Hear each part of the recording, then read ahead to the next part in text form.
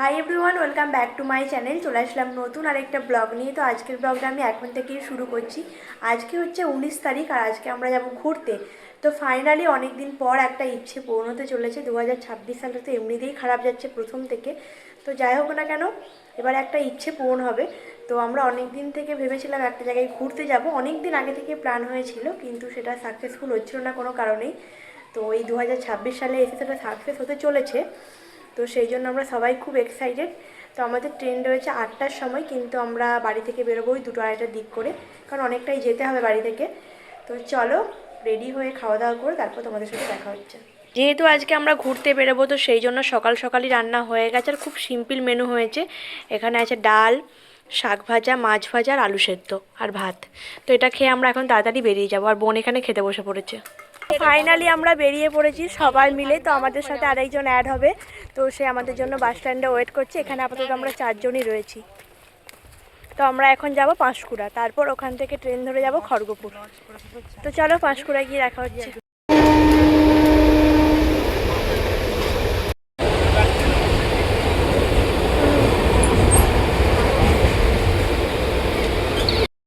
দিয়ে দিন, সবেতেই হবে।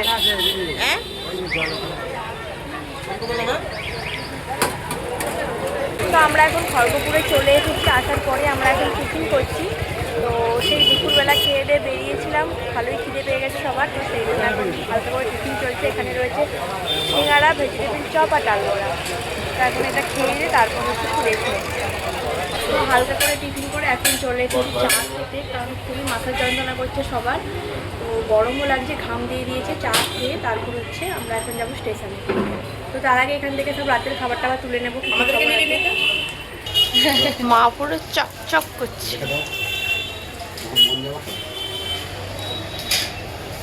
তো আমরা এখন খড়গপুরে চলে এসেছি, আর এখানে এসে প্ল্যাটফর্মে আমরা ওয়েট করছি।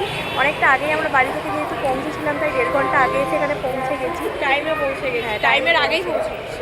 তো আগে থেকে এসে ওয়েট করা অনেকটাই ভালো, যেহেতু আমাদের অনেকটা দূরেই বাড়ি ছিল, তো সেই জন্য। আর জীবনে প্রথমবার আমি একা একা সবাইকে নিয়ে যাচ্ছি। এর আগে আমি গিয়েছিলাম, কালিম্পং গিয়েছিলাম, কিন্তু সেরকম কোনো অভিজ্ঞতা নেই, সবার সাথে গিয়েছিলাম। এই প্রথমবার আমি ট্রেনে এদেরকে নিয়ে সবাইকে একসাথে যাবো। দূরে কোথাও সেরকমভাবে একা একা ট্রেনে যাতায়াত করিনি। তো এটাই হচ্ছে আমার জীবনে প্রথম, মানে কোনো গার্জেন নেই। গার্জেন বলতে আছে আমার মা, কিন্তু সে কখনো ট্রেনে উঠেনি। তার গাইড, হ্যাঁ আমি তার গাইড আজকে।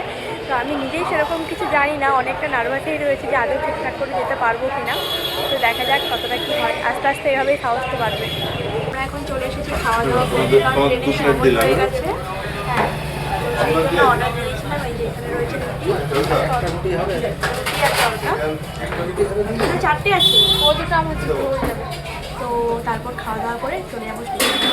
আমাকে সবাই ব্যাগপত্র দিয়ে বসিয়ে রেখে বাকিরা সবাই এদিক ওদিক ঘুরে বেড়াচ্ছে। মনে হচ্ছে যেন আমি কুলি, এত ব্যাগপত্র দিয়েছে, তার মাঝখানে আমি বসে আছি। ট্রেন আসতে দেরি আছে, তো সেই জন্য ওরা এদিক ওদিক ঘুরে বেড়াচ্ছে, কিন্তু আমার আর কোনো এনার্জি নেই। তো সেই জন্য আমি এখানে বসে আছি ব্যাগপত্র। সবাই এখন বসে বসে ওয়েট করছে ট্রেনের জন্য।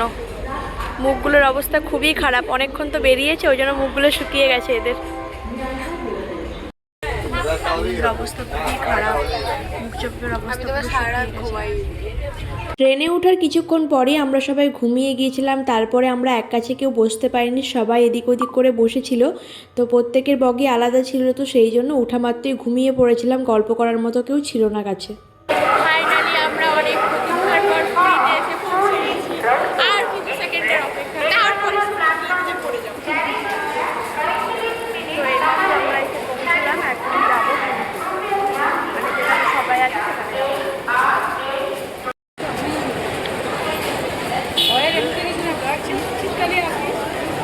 তো আমরা সবাই চলে এসেছি পুরীতে, এখন আমরা লজের কাছে দাঁড়িয়ে আছি। তো এখানে আমাদের লজ আগে থেকেই বুকিং করা রয়েছে, কিন্তু কোন লজটা সেটা খুঁজে পাচ্ছি না, কারণ আগের দিন বাবা আর এখানে চলে এসেছে। তো সেই জন্য এখানে সব কিছু বুকিংই আছে, কিন্তু আমাদেরকে এখন আনতে আসবে, তার জন্য আমরা এখন ওয়েট করছি।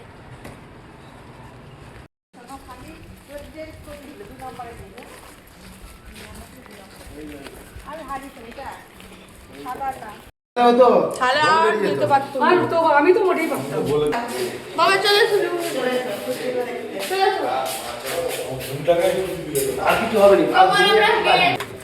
ব্যাগপত্র রেখে আমরা এখন চলে এসেছি চা খেতে। তো তারপরে যাবো সমুদ্রে। আমাদের যেই লজটা বুকিং করা হয়েছে সেই লজের এখনও গেট খুলেনি। তো আমরা ব্যাগপত্র সব বাবাদের লজে রেখে চলে এসেছি সমুদ্রের পাড়ে। এখনও সমুদ্রে গিয়ে পৌঁছায়নি, তার আগে চা খেয়ে নিচ্ছি। চাটা খেয়ে এসে আমরা সমুদ্রের দিকে এসেছিলাম, কিন্তু এখানে এতটা পরিমাণে ঠান্ডা, তো সেই জন্য এখন সমুদ্র থেকে উঠে এসে রাস্তায় ঘোরাঘুরি করছি। আর এমনিতেও এখনও অন্ধকার, সকাল হয়নি, যেহেতু আমরা ভোর ভোর পৌঁছে গেছি, তো সেই জন্য আমরা একটু ঘোরাঘুরি করছি।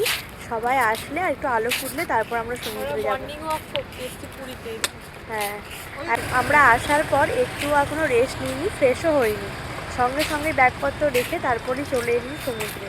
তার কারণ আমরা খুবই এক্সাইটেড আর আমাদের এনার্জি পুরো ভরপুর। টায়ার্ড লাগছে কিন্তু সেটা ঠিক আছে, কারণ অনেক দিন পর আমাদের এই ইচ্ছেটা পূরণ হয়েছে।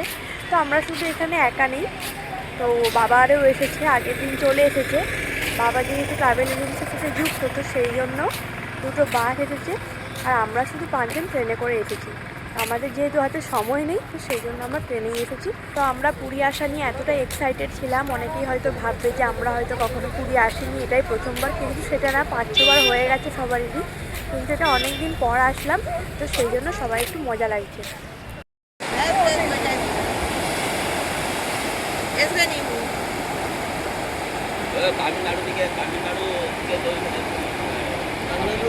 তো আমরা চা খেয়ে সমুদ্রে এসেছিলাম, কিন্তু এখানে এসে আবার চা নিয়ে নিয়েছি। এটা হচ্ছে লিকার চা। পিছনে রয়েছে সমুদ্র।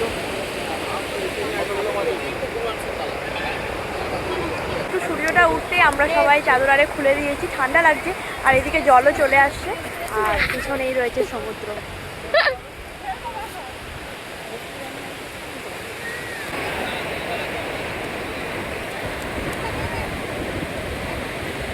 প্রথম থেকেই সমুদ্র আমার প্রিয় জায়গা। পাহাড় ভালো লাগে, কিন্তু সব থেকে বেশি ভালো লাগে আমার সমুদ্র। সকালে সূর্য উঠছে আর সমুদ্রটা খুব সুন্দর দেখতে লাগছে। অনেকক্ষণ ধরে মনকে আটকে রেখেছিলাম, লাস্টে পা ভিজিয়েই নিলাম। রুমে আসার পরই আমরা বসে গেছি এখন ব্রেকফাস্ট করতে। সকাল সকাল দিয়ে দিয়েছে বেগুনি, তার সাথে রয়েছে শসা পেঁয়াজ, আর মুড়িটা এখনও দেওয়া হয়নি, মুড়ি খাবো তারপর।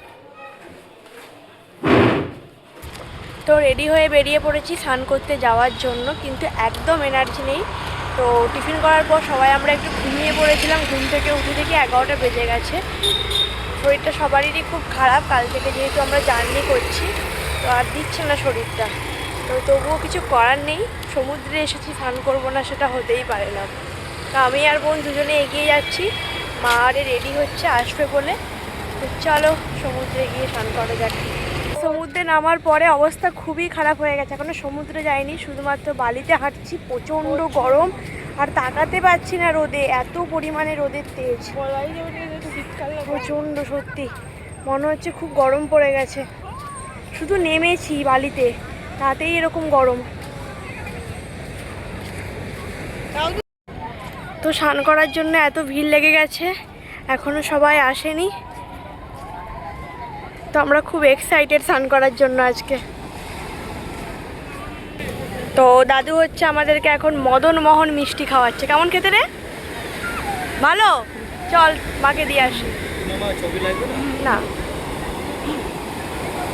তো এই যে মিষ্টি, দেখতে গাজরের মতো মিষ্টিটা, ভালো খেতে।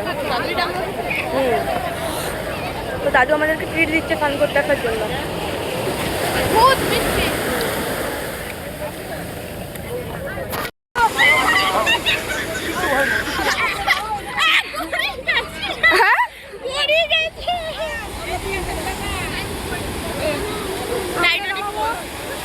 সামনে দাঁড়াবো ওদের কাছে।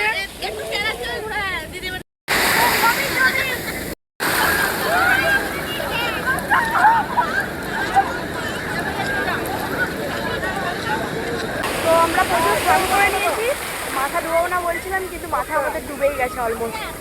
তো ফোন নিয়ে স্নান করতে খুব ঠিক লাগছে। আর এই যেখানে জলপরি, জলপরি, এই যে জলপরি,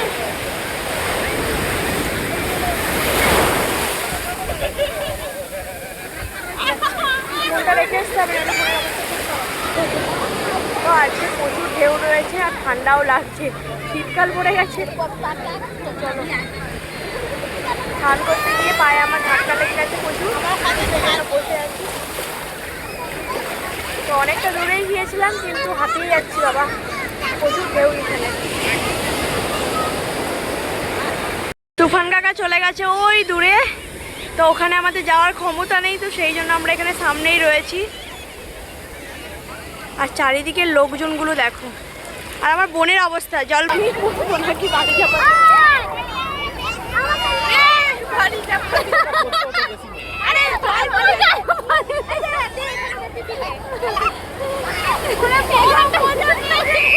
আমি আর উঠতে পারবো। এই যা চলে গেছে, আর নয় বোন, এগুলো নিয়ে আমি উঠতে পারবো না।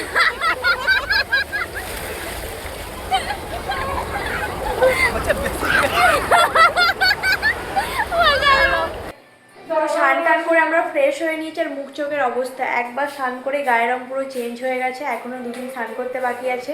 তো এখন আমরা যাচ্ছি খাওয়া দাওয়া করতে।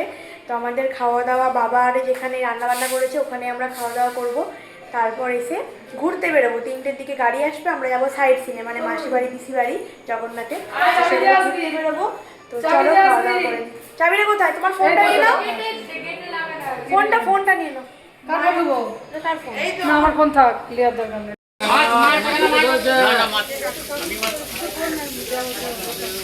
মাংসের সঙ্গে সঙ্গে মাই যাও, এই এক দেবো তুলে দাও।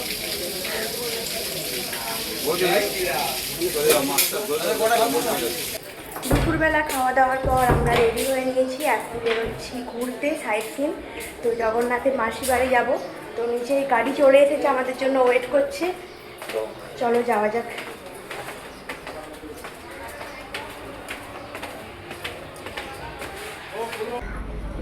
আমরা তো কাল কেন ভালো লাগতো, কালকে কেন করতাম?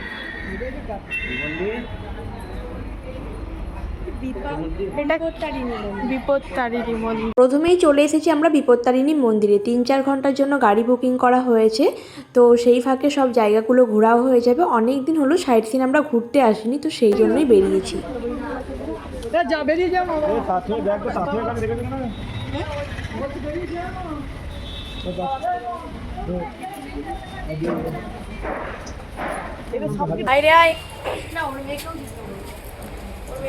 তো আমরা এখন এসেছি বিপত্তারিণী মন্দিরে। তো এখানে দর্শন হয়ে গেছে আমাদের, তারপরে ওখানে কি আছে দেখা যাক। এই মন্দিরটা নতুন হয়েছে। ওইখান থেকে বেরিয়ে এখন চলে এসেছি গুপ্ত বৃন্দাবনে। এই জায়গাটাও আমরা নতুন দেখছি, কারণ আমরা 4-5 বছর আগে এসেছিলাম, তো তখন আমরা সাইড সিন ঘুরতে আসিনি, হয়তো আগে থেকেই ছিল, তো সেই জন্য নতুন লাগছে। এখানে দেখার মতো অনেক কিছুই রয়েছে, যেরকম মায়াপুরে গেলে কৃষ্ণের অনেক কিছুই রয়েছে, তো সেই রকম এখানেও রয়েছে এই গুপ্ত বৃন্দাবনের মধ্যে। তো তার সাথে রয়েছে এই মন্দিরে জগন্নাথের মন্দির ছোট্ট করে রয়েছে, আর সাথে রয়েছে রাধাকৃষ্ণের মন্দির। তো আমাদের এই জায়গাটা ঘোরা হয়ে গেছে, কিন্তু কোন দিক থেকে বেরোবো সেটাই বুঝে উঠতে পারছি না। এদিক ওদিক চারিদিকেই গলি রয়েছে।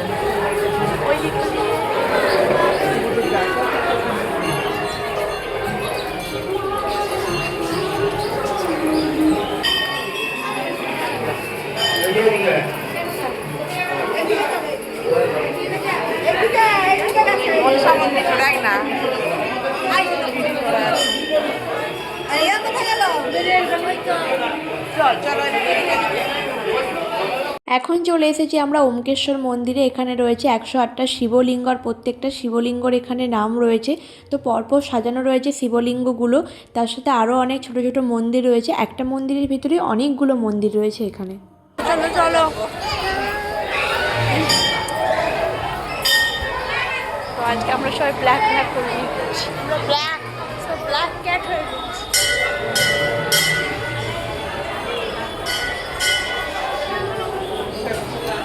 আজকে সাইট সিনে বেরিয়ে অনেকগুলোই মন্দির দর্শন হয়েছে প্রায় 3-4 ঘন্টার জন্য, যেহেতু গাড়ি বুকিং ছিল পরপর একটার পর একটা দেখিয়ে গেছে। তো এবার এখান থেকে আমরা বেরিয়ে যাচ্ছি, এখন যাব জগন্নাথ দেবের পিসির বাড়ি। জলের মধ্যে যেই মন্দিরটি রয়েছে এটা হচ্ছে জগন্নাথ দেবের পিসির বাড়ি, কিন্তু আমরা আর ভিতরে গেলাম না, অনেকবারই গিয়েছি তো সেই জন্য দূর থেকেই দর্শন করে নিলাম। এখন চলে এসেছি আমরা একটা বৌদ্ধ মন্দিরে, তো এটাই হচ্ছে আমাদের শেষ মন্দির দর্শন। এরপরে দেখার মতো আর সেরকম কোনো কিছুই নেই, আর মাসি বাড়িতে বন্ধ তো সেই জন্য মাসি বাড়ি যেতে পারলাম না। তো আমাদের এখন ফুচকা খেতে ইচ্ছে হয়েছে, তো এখানের কীরকম ফুচকার টেস্ট তো সেটা নিতে এখন যাচ্ছি। ফুচকা দোকান খুঁজে বেড়াচ্ছি কোথায় ফুচকা দোকান রয়েছে। তো আমরা সাইড সিন ঘুরতে গিয়েছিলাম, সেখানে কিছুই খাইনি, আসার পর 2 কাপ চা খেয়েছি, আর সেই জন্য তো সেই জন্য এখন ফুচকা খেতে যাচ্ছি। তা আমাদের দুজনকে আজকে একই একই লাগছে, সেম ড্রেস পরেছি আমরা দুজনে, কিন্তু লুকটা একটু আলাদা। Same birthday. ফুচকা দোকান পেয়ে গেছি, তো চলো। ফুচকা খেতে এসে দেখি ফুচকার আলু শেষ হয়ে গেছে, নতুন করে আলু মাখাচ্ছে। ফুচকার সামনে দাঁড়িয়ে থেকে এরকম ওয়েট করতে ভালো লাগে না। ফুচকা খেয়েও দেখলাম খুব একটাও টেস্টি না, আমাদের ওখানেরই মতো।